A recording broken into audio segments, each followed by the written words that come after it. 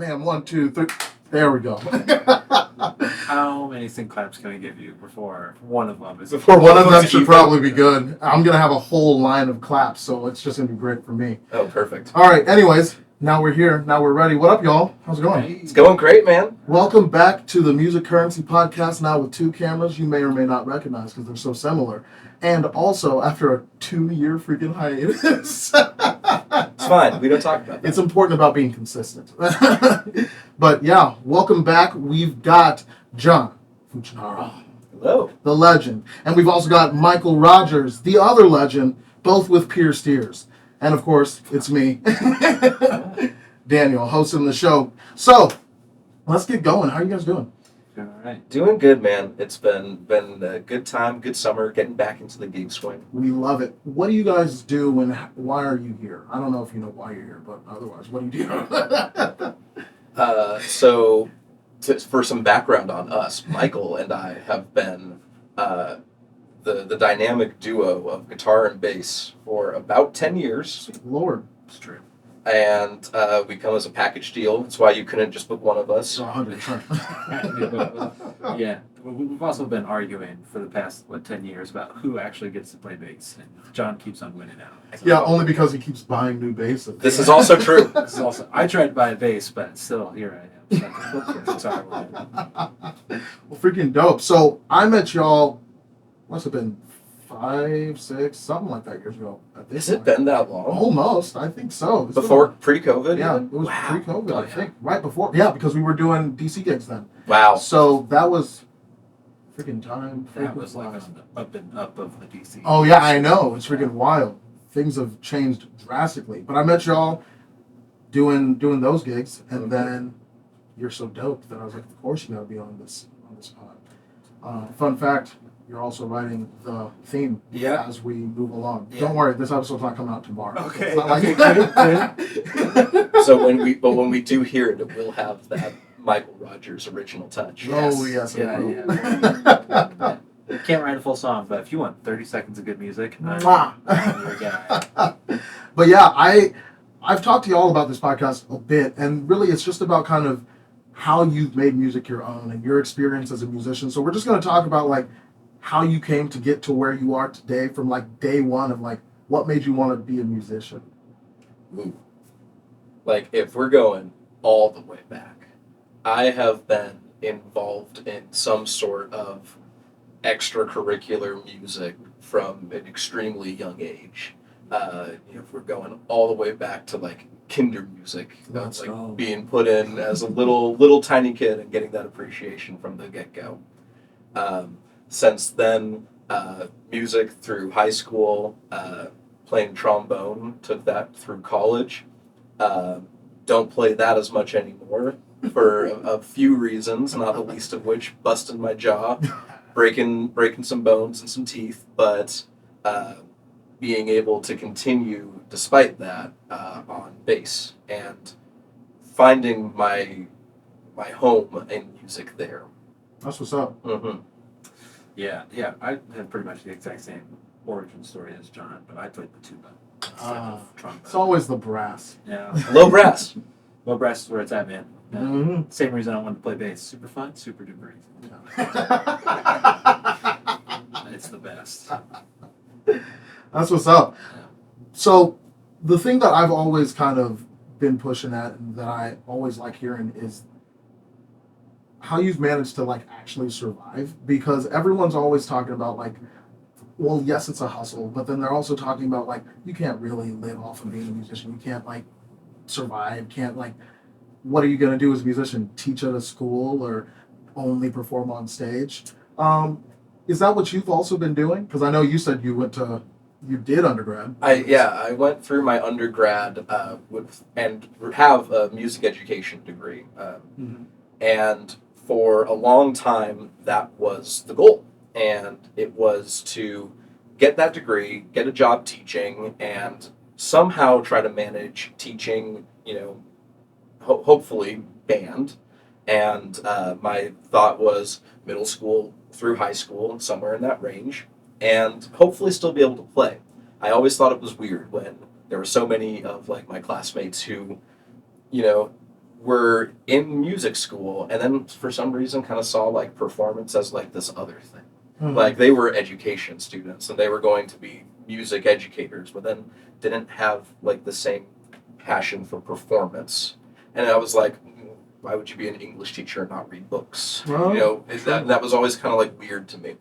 And not to say that they were unpassionate about it or would be lesser teachers for it. They are fantastic teachers, and I know that they are still finding their performance out there somewhere. But it always kind of occupied a little bit more of that space for me. And after graduation and dealing with the struggles of trying to get hired in a school in an extremely niche skill set and an even smaller available pool of jobs with an ever growing applicant pool, like it was discouraging and hard, and tried to find different ways to make that work. Mhm. And found some of that in doing private lessons or lessons through the studio, which had its own drawbacks, and finding after school programs, another thing that me and Michael were able to do together. Mhm. But it always came back to this idea of performance has to be there somewhere, Oh yeah. and how much I realized that deeply meant to me. That's right. Yeah, so I never made it through my undergrad. I dropped out after a couple of years and then started just teaching like freelance with the programs that John mentioned. One was Academy of Rock, which was a nonprofit after school program. And then that lost its nonprofit status and then it changed into Nebraska Music Academy. We both kind of saw Nebraska Music Academy off the ground for a little bit. And then did you went and teach over at Harris right away? Is that the timeline? I started teaching at Harris Academy of the Arts around would have been like the end of 2015 or 2016, somewhere in that realm. And yeah, it was at that same time because of a non-compete clause that I, however much that might actually mean in the state of Nebraska. If they're actually legal or not. Who could say? Who could really? But the Harris Academy of the Arts, that business is now defunct. Yeah, So that's- I feel pretty good about talking some trash. Yeah, and it's good. It's better. But kind of dovetailed out of the one into the other. Yeah. And but that was another thing, even with the after school program. The whole point of it was getting experienced musicians and get them working with kids Mhm. and who are putting together their own bands. And mom and dad don't want loud noises coming out of the basement, but hey, give them to us. Well, we love loud noise. We love this. Oh yeah. And it was in the same thing that brought me to music in the first place, was that being inspired by performance and by that creation. And to pass that on to kids was always, great. It always felt great. It's funny. As soon as you said that, the first thing that came to my mind, School of Rock. Like. Yeah, that's exactly what it was. Yeah, it's pretty much exactly that. And because that, and who doesn't love School of Rock? I know. And like that's what we got to do. And even if the kids didn't love that every day, Mhm. there are still enough times where they got to go perform and got to have that moment. And some of them, both of us still have students that we had then that are out there killing it right now. That's Still super doing it. awesome. Yeah. Still either gigging on their own, doing the thing, or who have found their own way to like lead others in this crazy musical thing. See, that's super cool. I love that, and it's like that's the thing again. And I realize, like, for those of you that have seen the first 4 episodes of this, it somewhat seems like I'm kind of harping on music school, but it's not that I don't like music school, right? I think there's some value to it in some ways, but I think the thing that a lot of us as musicians, especially ones that have, whether we've been in it, dropped out, been in it, kept going, been in it, and just did a little bit of it, and moved on, we ended up not generally doing the exact thing that it's set people up to do. Absolutely. And like there's such a versatility in that, and you can do so much cool stuff, right? And not necessarily have to be in music school. And I think that's the thing that I find coolest about it. Because it's like, what's, for instance, one thing that you've learned and done that you didn't learn from music school that is hugely been beneficial Just one. Just one. One more. It doesn't matter. Dude, Michael, you fill in that question because they tried to teach me. Yeah. They couldn't teach you. Yeah, no, they couldn't handle me. Yeah, they really did try and teach me, but there's some things I just can't learn. Learn from the streets. Yeah, exactly. Yeah, one thing is just like gig management, you know, like how to manage your time for a gig. That they kind of like touch on that a little bit in music school, but not a ton. Like if you have a 3-hour gig, it probably shouldn't take you 12 hours to practice for the 3-hour gig. Yeah. You know, it should probably take you less than an hour and a half to like fully prepare for that gig coming up, because you're either familiar with the music or the music's like within your grasp enough, or you like, especially like in the cover band stuff. How long does it take you guys to get ready for a wedding? If I didn't know all the 20 music, minutes, yeah, half an something hour. like that, yeah. Yeah, like if you have The car ride to the game. yeah. I'm great at practicing in the car. I'm super duper good at it Same. now. Yeah. On a similar track to that, but like the actual like classes themselves, you know, there's only so many times that I'm going to need to fully, you know, chart out this Baroque piece and, you know, have in all of my Roman numeral analysis of what's going on here. Oh, yeah. But, you know, all the most useful stuff that I ever had in music school was just lessons.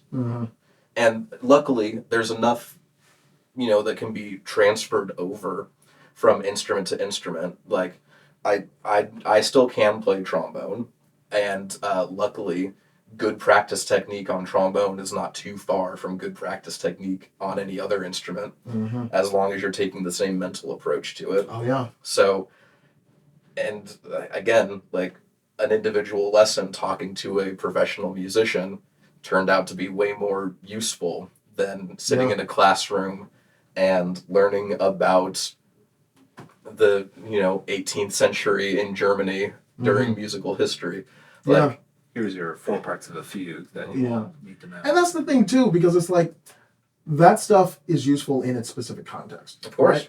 And like that's the big thing I think about like any music that you're doing. It's useful in its specific context.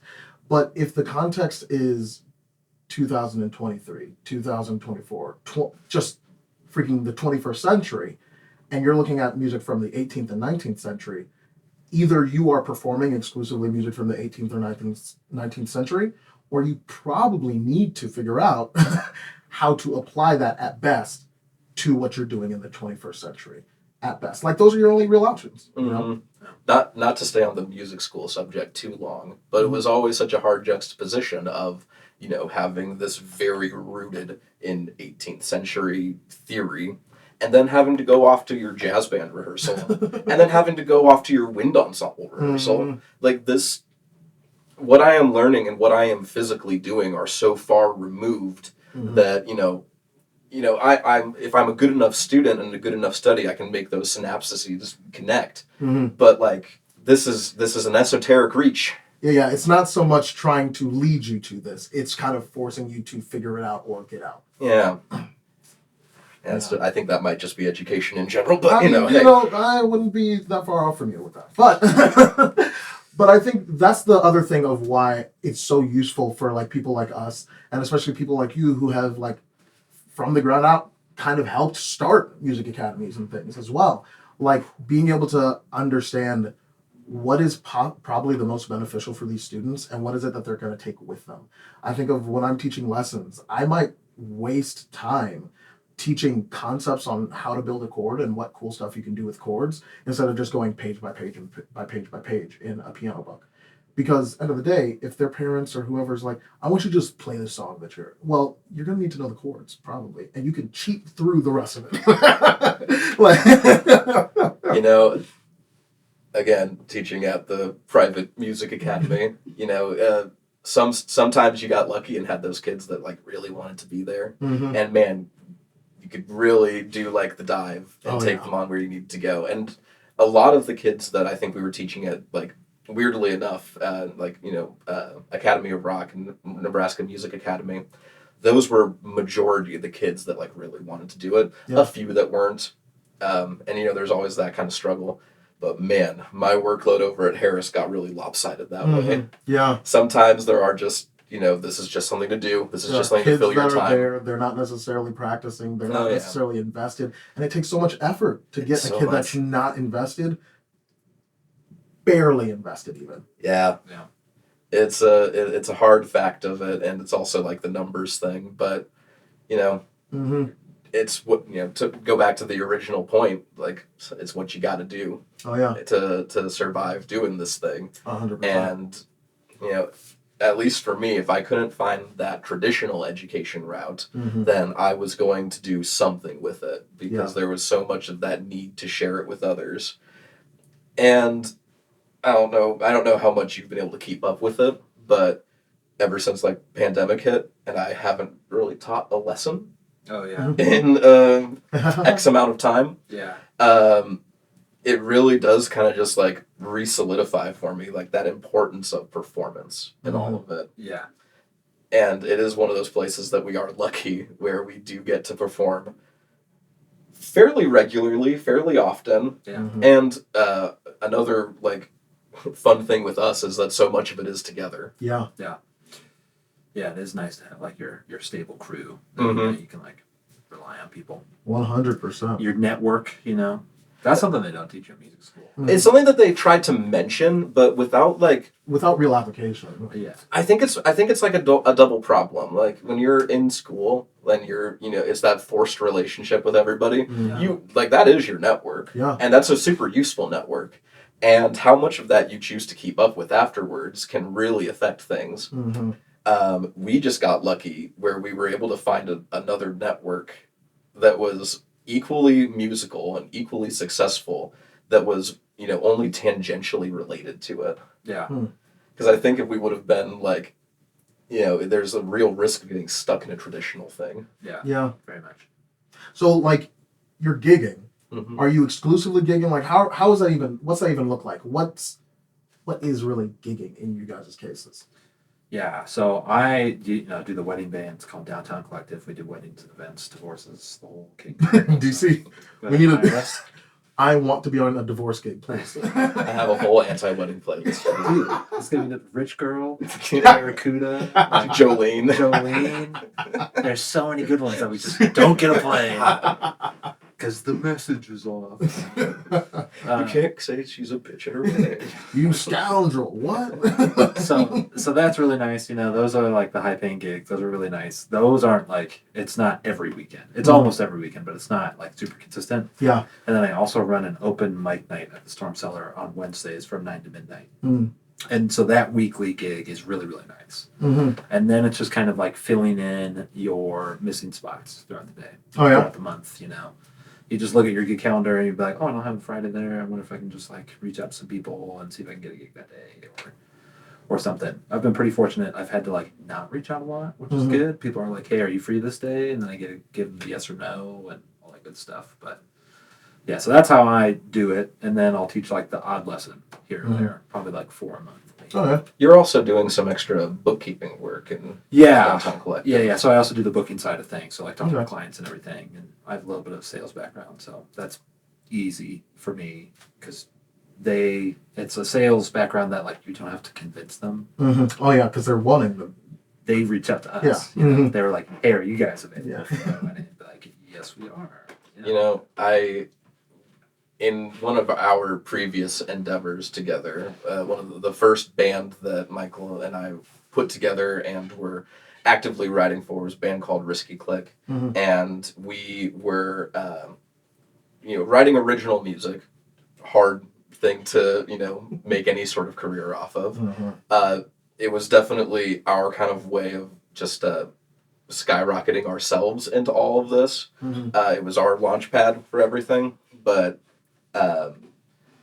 I was doing not all of the booking, but I was doing a solid amount of that booking. 95, 96, 98, 99% of it. Yeah. That's hard. Yeah. It's hard to do booking and for something not like the wedding, and it's something that in the country band that Michael and I play in together, Jake Clefcorn plus band. It's one of those things that I'm so thankful that we don't have to do a lot of. because it's hard to go out there and contact a bar or a a dance hall or Some a venue, street party and say, hey, pay me what I'm worth. Yeah. Pay us what we need in order to get you a band here. Oh yeah. And first off, for there to be a budget for that, for there to be a desire for that, and for them to believe you when you say we're good Mm-hmm. and we will provide an entertaining night is hard. Yeah. And with a wedding band, it's one thing because they're coming to you. Mm-hmm. With a country band in Nebraska, it's another because most people are down for that as long as the front man is charming and has a good accent. That's Which, right. luckily, man, if we nail that, Yeah, Oh, yeah. Jake is Whew. beautiful human being. yeah, very beautiful, very beautiful. But it makes that job a little bit easier. And again, I'm thankful I don't have to be the one doing it. Mm-hmm. And to have someone who's up in front with the gumption to say like, no, if you want me to get 5 guys down here with to clear their Friday or Saturday night and to play music here when they could be doing literally anything else, Yeah. sorry, that costs $2,000. Yeah. And again, appreciating the guys that we have in our network who are able to say like, no, we are worth this. Mm-hmm. This is what's necessary. This is what we need. And then to have the actual musical ability to back that up. 100%. And you know what's funny, as I think about that, the thing that I find real interesting is figuring out even solo what you're worth and what you're willing to do for what amount. I know for me, it's been something where I've realized if it's a gig you really, really, really like, you don't necessarily care as much about whether or not it pays real well. You still would like it to. Oh yeah.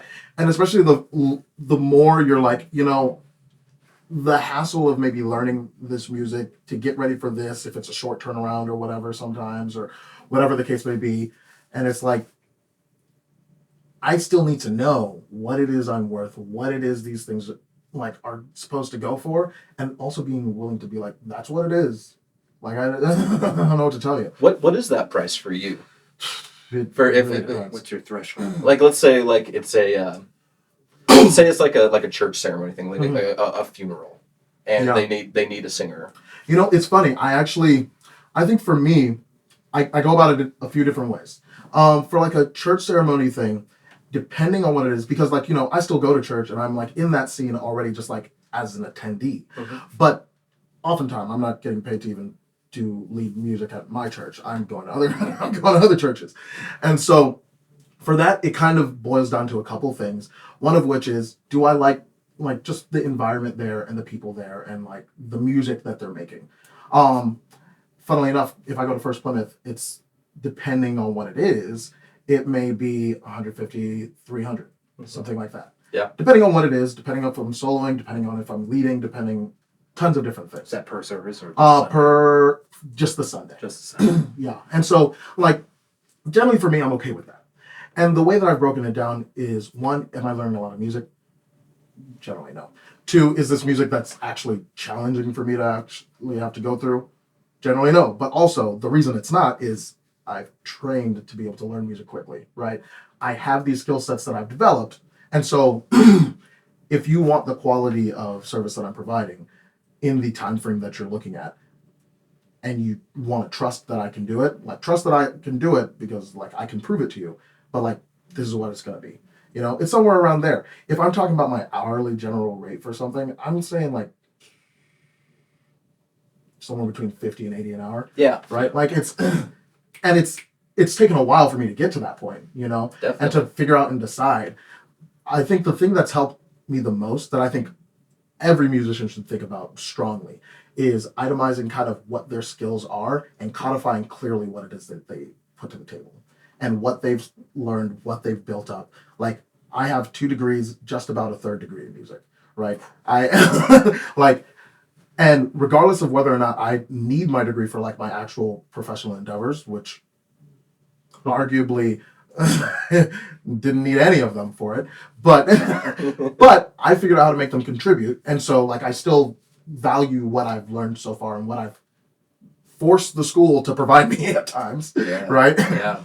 But like I know the value of these things, Mhm. and I know that because I've learned these certain things or because I've gone through this, you're not going to just get this from any person you found on the street, right? Yeah. And then I know what skill sets I've got, like improvisation in the way that I improvise, the ability to work with other people, all this sort of stuff. These are all codifiable things that you can clearly state and show and be like, if you want someone that's able to just sing whatever song you want them to sing, I'm your guy. I'll sing whatever you want me to sing. Like, it doesn't matter if it's jazz, doesn't matter if it's classical, and I'll do well. But that's a price. Even here in Nebraska, right? Yeah, absolutely. What about y'all? 150 is about a minimum these days. 100%. Like, and that's show up to the gig. yeah, 150 to show up to the gig, and that's like, you know, it's harder now in our relationship since you moved up to Omaha and I'm in Lincoln. So you know, and a lot of the gigs, Downtown Collective, very nicely split for the most part. Lincoln and all other places, yeah. The country band, very lopsided on Lincoln area gigs.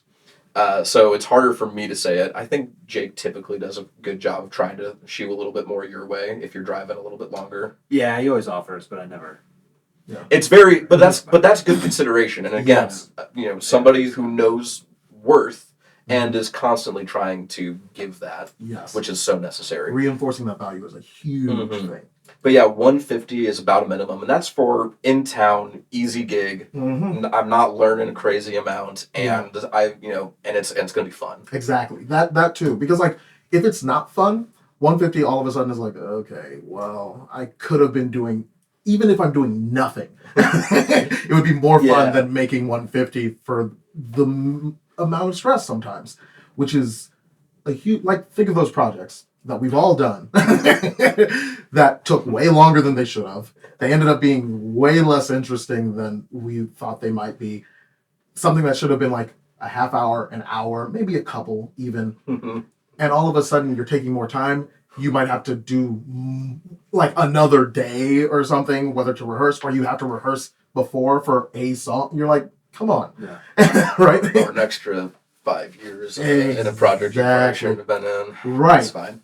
Any of those things, like, immediately you're like, I've realized that, like, I felt it for the things that it kind of focuses you in on saying, like, what is actually my priority? What do I actually like doing? What would I be willing to do for free? And this isn't it. Okay, let me just say that and be okay with that.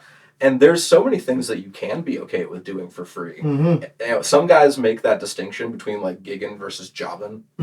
And, you know, for some folks, like, you know, doing the wedding band thing or hopping in the country band thing, that's, you know, that's jobbing. And they do that so they can go do their gig they want to do. That's not going to make them as much money. My brother right now is a recent graduate with his graduate degree from UMKC. He's on tour right now. He plays horn, yeah? Saxophone. Sax, that's right. He came from North Texas in the 1 o'clock big band on tenor and got his grad degree, and now he's touring. He's in Chicago tonight. He'll be playing at the Jewel on Thursday. Oh, that's rad. So come out to the Jewel on Thursday, boys. It's going to be a blast. And, you know, he's not going to make any considerable money on this tour, but he is going to make money from the lessons he's teaching, from the musicals that he's doing. I think he did Gypsy down in KC. And, you know, he's got a lot of those irons in the fire, but it's that constant, like, constantly working. And, you know, in my case, like, I didn't and still don't love country music, but I like playing those gigs. Because at the end of the day, I like playing music. And performing is fun. And if I can get paid to perform fun music with people that I like, that's going to make everything great. 100%. The wedding band is fun because it is, honestly, I love pop music. I tried to not like pop music for a long time, and then I heard my grandma say once, that she didn't like Ella Fitzgerald because she didn't like that pop stuff. And I was like, way to shut off so much. And I'm sure there were other reasons for that, but at the same time, that would be horrible. And like, there's so much good out there. I would rather just listen to it, enjoy it, and then get to play some of that stuff. That's just fun. And then do it with people that you like. That's just fun. It's a trifecta. And then get paid. Boom. Oh my God. That's the trifecta. Yeah, you normally have to pick two with good pay, good music, good hang. And when you can somehow Like Put all three together. and even if there's some duds in there, like whatever, like to get anywhere in that majority is huge. Oh yeah, it's freaking dope to be able to do stuff like that. Mm-hmm. And I think the thing is with DC especially too, and like any of these gigs that are really dope and fun. For me, one of the things I love the most about being in that sort of environment is letting the music breathe, right? Like we're able to throw together, like we'll do whatever song you want, like for DC, and it'll be cool. One, we're generally choosing good songs, right? Which already helps a ton. Like 9 out of 10. 9 out of 10 good songs. The good and fun wedding, like just pop songs, whatever. We're doing those tunes, and those are a good time. They stand. That's the thing that I love finding and hearing and seeing, because I'm like, yeah, I like all music too.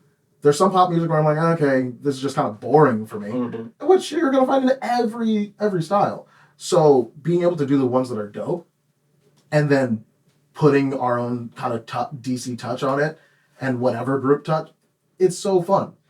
And it's very different from what a lot of other groups kind of find themselves in, and it's a different vibe. My brother filled in with us on my sister's wedding, actually, and he was gigging down in Dallas around that time, and so came up and played with us, and even he felt it at that moment. He was like, "You guys have something different. 100%. Like this is not like what I'm doing. Even if I'm not getting paid the same as what I would get paid for one of these Dallas gigs, I get this. Yeah, this makes sense. Yeah, and I mean it's great. It's a good time to be able to do that sort of stuff. I think of even kind of talking about that limit, the lessons thing is one area that I really realized it, because if you're gonna get paid for lessons, let's say it's $100 a month for a lesson, for lessons, if you're doing 4 or 5 or whatever, you're getting that for lessons. Well, I guess that's me because I was working by myself for myself. Hey, if it's all going to you, that's fine. It's way better that way. Per half hour, so it's like nothing, right? Fine. And so you're doing that, you're getting paid for that, but you're working with the students that aren't necessarily trying to put in the work. And these lessons, you're just like, man, I would love to put in all this energy and effort, and I would love to see you actually use it and do something. $100 ain't nothing. 150 ain't nothing. You're like, this is great. If, on the other hand, you're doing those lessons, even if you sometimes are getting paid more, you're just like, I would rather not do this lesson. Like, and you start realizing it when students just kind of leave and then they don't come back, and you're like, I'm okay with that. Yeah, there was one kid that I wasn't like trying to make him quit, because that would be horrible. Yes, that would be. But you weren't trying to make him sign up. I wasn't trying to keep him. Yeah. Like, that's for sure. Yeah. Oh my god. And I have a few of those. At the same time though, man, it takes one student to go do something dope, and then you feel incredible about it. 100%. It like wipes like 25 of those other students off the board. Dude, Cole Kempke was one of my students. Yeah. I've got the coolest like young guitar player like under, my tutelage. Even if that was like almost 10 years ago, whatever. I don't care. That's in my cap. Oh yeah. Do you ever wonder like if you can trace your ancestry of like, did you take lessons as a younger kid? Yes, I did. Yeah. Do you take lessons as a younger I kid? did not really. Not really. I did some, but not much. I've always wondered that, but like, who was the teacher that taught my teacher? Oh yeah. Who was their teacher? Who was their teacher? I love that. Like thinking about like the legacy of all these different teachers. It's so cool. Like it makes me think of my one guitar teacher back when I was in like 3rd, 4th grade or something like that. Yeah. Back when I was too good to play notes. And stuff. Man, you're never too good to play notes. No. Chords only? Oh, I was 100% chords and tabs only. Chords and tabs only. Ain't nothing wrong with no chords and tabs. No. Let me just say. Tabs is a wonderful invention. Some people are anti-tabs. I used to be anti-tabs. I love tabs. I am man. hella pro tabs. Hella pro tabs. I pay for guitar. Look, pro tabs are not tabs. No. Dude, like anything though, whatever. Like it's one of those things, and this is something. Let me connect one thing that I learned from music school that I will use and relate every day, and it came from my special education class, music and special education, taught by Rhonda Fuelberth.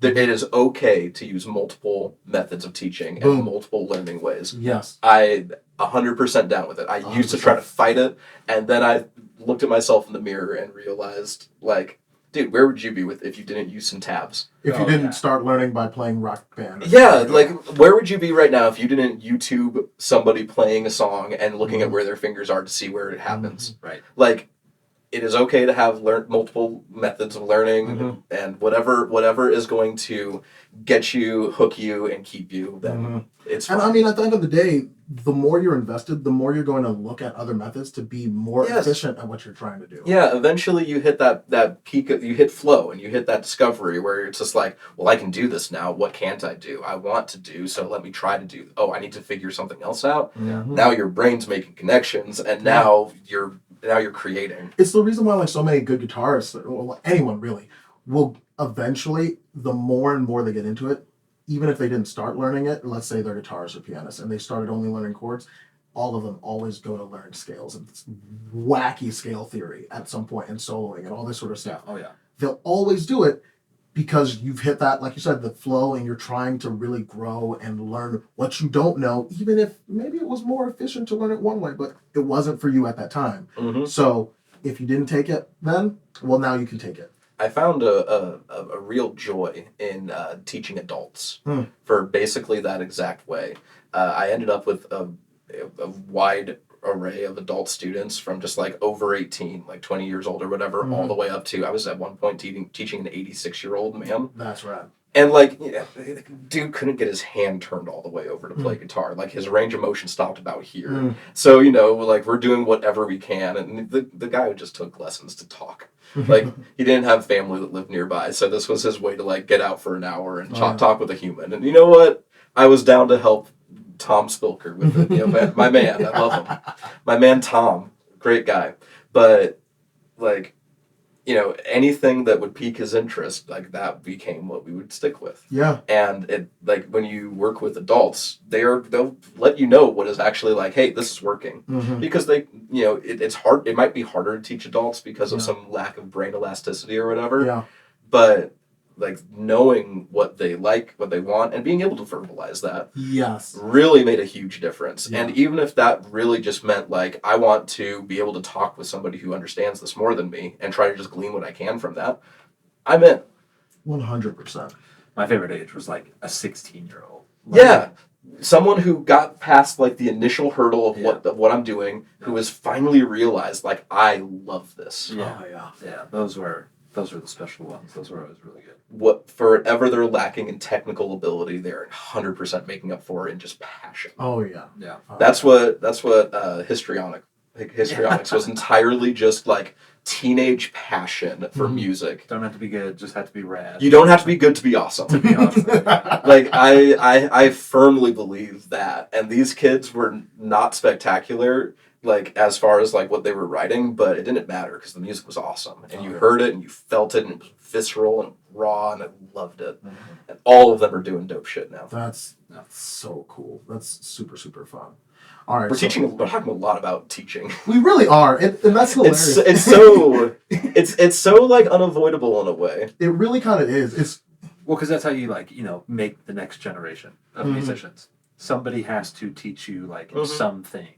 Oh, yeah. And I feel like if not like teaching in a traditional sense, then mentorship in some way, shape, or form is always such a huge part of like what you do with music in your life. I think mentorship 100%. Yeah. You will 100%, like if you stick with it long enough, you will in some way, shape, or form end up mentoring someone else.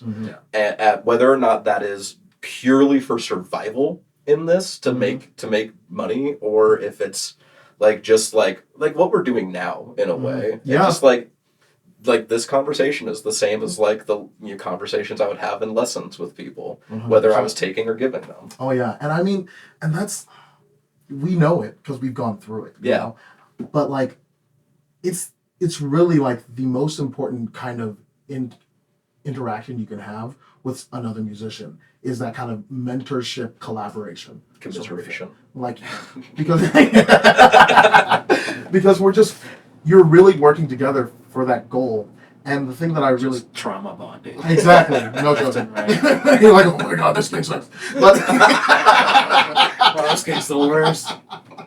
You guys remember the one that was the worst? Yes. Throwing Yes, I beer do. bottles at him. 100%. But like when you're doing that sort of work together, like that's what the music's really all about. That's what it is that we're really trying to get at. And that's what's so raw about it too, because you're immediately connecting together on that front. And I think taking it to that mentorship, teaching whatever kind of side of things too, it's like, what is really the most beneficial? What is it that we're really trying to do at the end of the day? You know, it's easy to lose sight, and this is why I always go back to the music school thing, because it's easy to lose sight when you're just slogging through, doing a lot of stuff, and you're not necessarily sure where everything's going, and you yourself know it's not the same feeling you had when you were 16, and like, this is rad, all my heart and life goes into this. As you go, I mean, even outside of music school, sometimes you're like that, you know? Mhm. Like, you're like, what is going on? This kind of, maybe not sucks, but it's hard, you know? You know, to keep us on our format here, Mhm. you're gonna love this. You're gonna love this transition. I You know, it's finding that balance, and I don't necessarily fully buy into gigging versus jobbing, Mhm. but it is finding that balance of what is gonna help you get through to next week, Yeah. and then still finding like what is going to either scratch that creative itch or that performance itch or whatever it is that got you going in the first place. 100%. And you know, while we do you know, plenty of gigs with Downtown Collective and the Country Band, and even are getting back into our writing thing with the Country Band, like we just got to record a new single and hopefully have that coming out soon. It sounds awesome. Oh, nice. Yeah, and like if you don't like Country Band, you'll love this. Oh, nice. I think you'll really like it. And a lot of that is thanks to Mr. Michael Yeah. Rogers' incredible songwriting and production. Yeah, good Love idea. it. And that's part of that passion and what we initially started doing together, writing music together. It still kind of manifests in this little project Oh, you got a project? sitting on the back burner and just What is it? Do tell. Yeah, so I was driving home one night and I got stopped at a train track and the lights were flashing. The gate was not down, but the lights were flashing. post gig naturally. Post gate, yeah. Of So this course. is like 2:30 in the morning. Oh, man. We were driving back home. So I'm super tired. And you know, you get up to the train tracks and you're like, well, the lights are flashing. Don't go. Right? They That's told right. us that. That's what they always teach you. I saw a Schoolhouse Rock episode about specific train tracks. Don't cross the train track. You can hear it though, right? Oh, yeah. The song writes itself. And so I was sat there for probably like 10, 15 minutes, like at this, no trains are coming. Not a single one. Was The there lights are still flashing. was there anyone coming the other direction or behind you? No. There was nobody else to help me make this decision of like, Oh, man. do I go or should I stay or should I go? So it was just me, and then all of a sudden this guy in a truck comes over, and he gets up onto this light pole that's by this train track and turns the light on.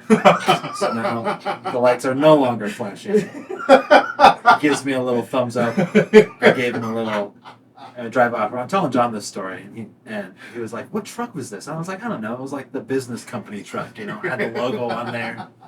And he's like, "Wow, the business company." And I was like, "Yeah, the business company incorporated." And then it spawned this whole side project. This whole side project that comes from just a hilarious slip of trying to figure out what this would have been called Yeah. has spawned this idea of a full-scale musical production called The Business Company Incorporated. Oh, I love it. And it is a parody, satire, a comedy, Rock opera. rock opera, Love it. Yeah. following our protagonist, the company man, as he ascends through the company from working the factory floor all the way to overthrowing the evil CEO, Oh, man. and in turn becoming evil himself as he falls victim to capitalism. Or maybe he doesn't. Or maybe Who knows? It hasn't been written yet.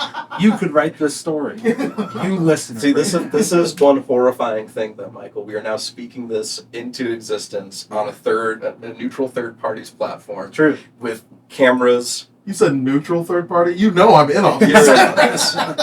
But we're truly speaking it into existence, and this Yeah. will be released. So now that does put the fire back on. Whether it's a musical, whether it's a concept album, whether it's like a one-off gig, Oh, it will happen. Yeah. Some and I will be there. And Yeah. it's gonna be great. Yeah, just the whole concept of this. I think like if you were to boil down like what music you and I create together, it Yeah. ends up being funk adjacent. Funk adjacent. Yeah, it's very, very, very funk adjacent. Straight And up. and one of the things that we always did whenever we wrote music is that we would throw in just enough of what we might call, I don't know, music school pizzazz. Yeah. So like if you went to music school, you were like, It's not just your basic 154. Yeah. what are these boys doing here? And whether that was accidentally writing something in 7 Yeah. or incorporating. I brought this riff to rehearsal and I was like, check it out, you guys. And somebody was like, it's in 7. I was like, no, it's not. And they're like, yeah, it is. And so like, okay, let's count it. 1, 2, 3, 4, 5. Yeah, you guys are right. It's in 7. Cool. And then we took at least a full like hour-long rehearsal just learning how to play it. Oh, learning how to play in 7. Yeah. And it was great. Yeah. Taking Firebird and turning Rite of Spring. Oh, yeah. And taking the first movement of Rite of Spring bassoon solo and turning that into a funk jam. Yeah. Or in the BCI, making a 12-tone song Yeah. Yeah, we have a song that goes through all that still funks and still rocks. Yeah, still funks hard. Love it. And like and it's all just these little things, and it's that little bit of flavor and passion that keeps us interested. Whatever keeps you interested. Mhm. For us, it kind of turned into like what musical concept can I do that will get someone's reaction? Yeah. And like it's like, oh, anybody who gets this is gonna laugh. I love that so much. It's one of the things that I love the most about whenever I hear about or see like classical crossover pieces or things that are like, I took this classical like a Mozart sonata and now it's jazz combo, and you're like, freaking rad. Yeah. Or like any reharmonization of a tune, it's like that's cool, and that shows a little bit of education. Yes. And there are some things that like really overdo it, like there is like that type of jazz that's like a little too academic, it's a little too out there, or same thing with like classical composition. Yeah. But making it like the type of music that you would normally listen and dance to, throwing in something weird, Yeah. and I think like if you really thought about it, you could theory out to like what that taste is, and it wouldn't be like too hard. But at the end of the day, it's just there for our own kicks. 100%. And I love it so much. That's something my therapist told me to start doing, was like, she's like, so you're a professional musician, do you ever like listen to music just for you? Or like, is there something that you do that's purely like your own passion project? That's like no outside influence, it's just something that you want to do. And that's the BCI, it's like that one project. Because it's just like, oh my gosh, I don't have anybody telling me like, oh, it's all country enough, or it's like, oh no, the guitar solo is not this or something. It's just something that I want to do. And then like, changing it up like that. It's like a potter like leaving a thumbprint. Yeah. Yeah. And like, sure, you could say like, oh, that's part of the handle dip or whatever. But it's just like, that's part of thumbprint. Oh yeah. Yeah. And being so straightforward like that. That's the huge thing. Like you don't have to theory out and go so deep into like, well, what's this and what's this and no. Sometimes it's just straightforward and simple. And it was just cool. It was dope.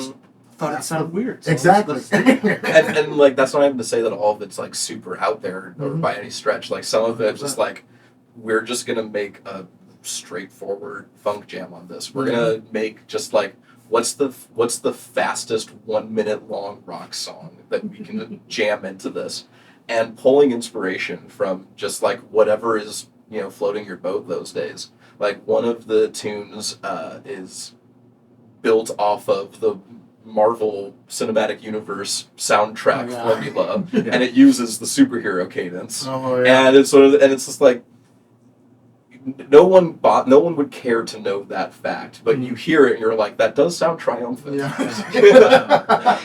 hear it, you're just like, oh yeah. You take it a little bit, like, oh yeah. Or set in the mood. Yeah. Making the character a little like chest. So just him be like that. Make the deal a little bit. And just the weird places for inspiration from it. My one of the tunes that I kind of spearheaded on it was a love for from around the Lincoln area, the band of Ferocious Jungle Cat. Oh yeah, Love hearing them play and love going and dancing just to just dance the night away, listen to some crazy funk. So one of the tunes on that just started as like a tribute to them. And then just grew into how does this fit into the story, and what can we say to make this funny, and what can we pull in to make this still kind of fit the overall vibe. It's fun to do that, and it's fun just to find what will inspire you, and it's kind of weird how there are some of those projects that you spend so much effort on. And you're trying so hard to make this one thing sound good. There's a few songs like in Risky Click that, man, we worked on for months, years, and tried to make them something interesting and good. And played them like twice. And played them like twice if we played them at all. And like they never lived up to all that work and effort. And then it's those songs and concepts that are like a throwaway gag between friends that end up like being the dopest. That just have this extra sticking power to them. And it's, I don't know if that's just like the passion behind them or if those ideas were just better in the first place. Who's to say? But I mean, it's still dope that we're able to get to that point of finding those things, and that's why I always say, like, it's what it's all about, like if you can find how to make the music yours, how to do something that like really pulls you into that space of when you were a kid and when you were whenever, like so into it, so much passion, so much love for this, knowing that it just needed to be your life. Like when you're finding those things, that's when, who cares? It's so dope. Yeah, and that's the best thing about this. Like right now, all of this music exists on a Dropbox folder that we have. Yeah, and that's it. Yeah, and like we can breathe as much life into it. And like kind of want. And every time we think about it and talk about it, like it kind of just like stirs up all those feelings again. And I'm just like I go home and I play Sharks and Sheep, or I listen to the what was it? Is it Marketing that has the it's the it's based off of the old Ginyu Force theme song from Dragon Ball Z. Like this doesn't have to be anything serious, but for whatever reason, man, it just hits us so right. Oh yeah. And it's that little thing that like we can like play something of it like in like our regular gigs, like play the BCI, the do do do, and just like see like. Were you paying attention? That's super dope. All right, y'all. Well, I'm assuming this is close to an hour already. Hot damn. Probably has. I know, it's freaking wild. And I'm not trying to make this podcast increasingly longer because I accidentally have already. So let's see if we get... So the curtain rises and we start with the exact ripoff of the Opera House auction for Phantom of the Opera, but it's a business liquidation sale. A business liquidation sale. Just a bunch of chairs. Bunch of chairs, tables. There is still the monkey. Yeah. What's the monkey mean? We won't actually say. That's what makes it satire. Chekhov's monkey. Chekhov's monkey. Man. But yeah, I'm super stoked for when this actually happens. And I've already injected myself, as we know, into making sure this really happens. Before we go, what role do you want? Oh, I think he was playing company. Oh, you can see the company man. I'll do it. Company man. I still want to cast Christian Cardona as the CEO. Yeah, absolutely. We honestly do need some help with this. So, like, yes. if you're a playwright or if you have any experience writing, like, lyrics, melodies to songs at all, zero experience, if you just want to give it a shot. If you want to sit down with us for, like, 2 hours while we tell you, just, like, word vomit on you what we think this story looks like, and then somehow sift through it, that'd be awesome. That would be so you deal with it. Because that's as far as we can go. Oh, my goodness. This is like... We'll perform. Yeah. Oh, man. Have to. Bands on stage. We'll do that. Co-direct. But yeah. Anyways, that's your invitation. Find out how to do that. But yeah, so I think that's about it. That was dope. Y'all are dope and thanks, man.